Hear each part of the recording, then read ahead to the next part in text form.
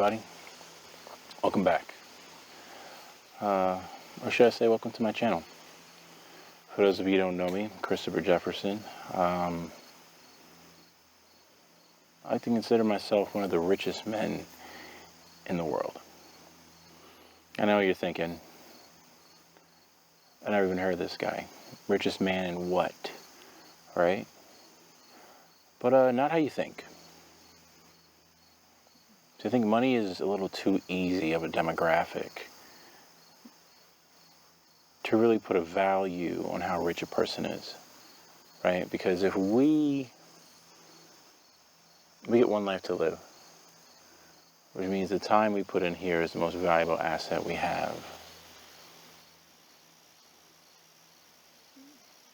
And what you do with it should be a measure of how rich you are. So for me, I learned a long time ago that money wasn't my only factor for whether I was living a rich life or not. Because don't get me wrong, money's important. It allows you to buy things, to do certain things, and give you access that not having money just can't. But one thing money can't do is change who you are as a person. See, growing up, I grew in poverty, right? An impoverished neighborhood, low income, the hood, the ghetto, whatever you want to call it. Weren't poor, so to speak. We always have food on the table. But I noticed when I was young that there were a lot of people that didn't look like me, seemed to have it all, and what life told me was important. And a lot of people that did look like me didn't have it. And I wonder, what made people rich and what made people poor? And so that put me out into a search of how to make more money. And as a kid, being obsessed with this, I just wanted to learn.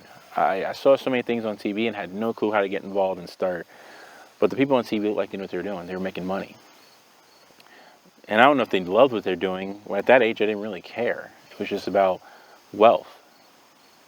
And it wasn't until I was probably 25, 26, I realized money isn't everything, so to speak. Because there were two distinctive parts of my life where I realized there's going to be more to what I want to do than just money. One, I was like I said, when I was 25, 26, I was working my first serious 9-to-5 job. Been doing so for a few years, and I was like, this can't be just it.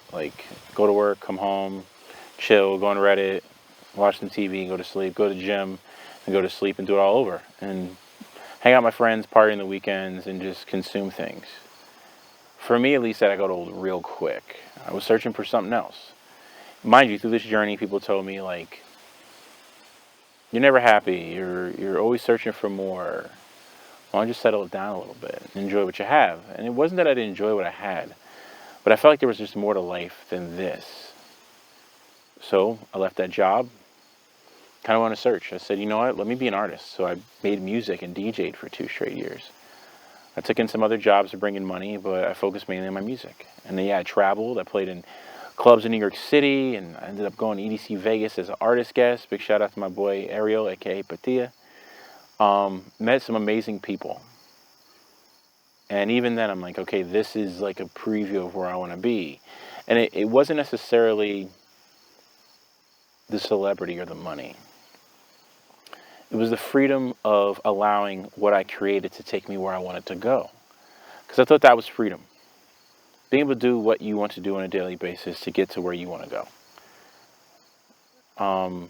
But money was still in my mind because I had none. I mean, there was a day, I remember I had $20 in my pocket and I had no clue where I was going to go to make more.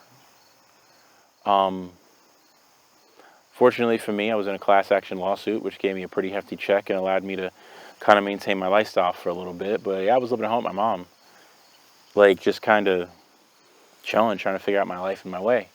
And I ran across the application for a locomotive engineer training program to become a locomotive engineer, and it became one of the most important parts of my life. Not just financially, because when I did graduate, I made more money than I ever made in my life. And that was the first time I felt the sense of not having to worry about money. Like, I didn't count my paychecks. And it was a sense of freedom, like now I could buy and spend whatever I want. I was like a kid in a candy store. But even then, I realized, like, this can only take me so far. Something was still missing. Felt like, it didn't feel empty, but it felt hollow after a while. And really, what that program taught me was, like, there's so much more to who I am than just earning a paycheck. See, I had to learn and grow as a person in an aspect I'd never had before. I had to push myself academically to learn anything I wanted to. And in doing so, it showed me I could be fearless in the pursuit of what I want. It was the 20 of the hardest months of my life. I had to completely change who I was, how I operated, what I did, and what my life entailed. Complete discipline for 20 months in sacrifice. So after years of having that job and making good money, I was just like, all right, what else is there? And funny enough, it was a collarbone injury that led me to believe, like, just sit still and listen. Because all my life I've been doing. I've been going. I'm working out. I'm doing bodybuilding. I'm doing endurance racing. I'm learning some, doing job. I was just running, trying to find my way. But it was when I had that still time that I realized, like, listen. See where the world's trying to take you, what it's trying to tell you. And it started leading me on a path of following my intuition and my gut to find my purpose. Just find out who I wanted to be, what my life entailed that made me happy. And I, from that moment on, decided I was just going to go after my dreams. What spoke to me. Got involved in social services. Ended up working in a political campaign for a community member that I completely respect, love, and admire to this day. And to begin my journey into where I am today. Because in that journey I learned, if you trust the process, as long as you're aligning with what you want to do, you're going to get there. For me, enjoyment is being in a state of constant growth, building, creating, not just for selfish means or for my own well-being, but creating for those around me and connecting with my community and my tribe. Now, throughout this journey, I had to learn a lot about myself. Who I wanted to be, who I didn't want to be. I questioned all of my beliefs, why I felt certain ways about different things, and that was mainly because I wasn't happy with it. With who I was, honestly, I wasn't happy. I thought there's got to be something better, I could be better, I could do better. I started looking at myself like a science experiment, right? Like, if this world is a video game, and I'm probably sure you guys have heard it, there's a 50-50 chance we're in a simulation, right? So I took it as if it was a video game, could I mold myself into who I wanted to be, right? Because the main objective in the game is to not just reach a pinnacle of money like in any video game. It's not just about collecting money. Money is important, but the reason why we play video games is to enjoy and experience every mission. It's to see what's around that next turn, what's around the next corner, what new things and features can I learn, how can I apply it to my game, and how can I get better. So I treated my life like that. It's led me down a career path that many people would say is kind of crazy, because I've done everything from banking, locomotive engineer, music producer and DJ, carpentry, relationship management. I was a chef for a Target when I was in high school. Social work, mentoring, ran my own nonprofit for a while, still do. And just now, last week I graduated from my EMT class and passed my NREMT test. So I am now a nationally registered emergency medical technician. And I look forward to getting into that. Now, mind you, half the jobs I had scared me. Even to this day, like the thought of my page and my radio going off from my local fire and rescue department to go help somebody and seeing what it says that they need help with, it still scares me, but I've learned now it's that fear that draws me to something. It makes it interesting, it makes it exciting because I'm getting outside my comfort zone. And that's something you probably hear every self-help book talk about, is getting outside of your comfort zone. To be who you want to be, you have to learn to not be who you're comfortable with. And it's so true, but we don't talk about how scary that can be. Because the things we learn from a young age are embedded in us.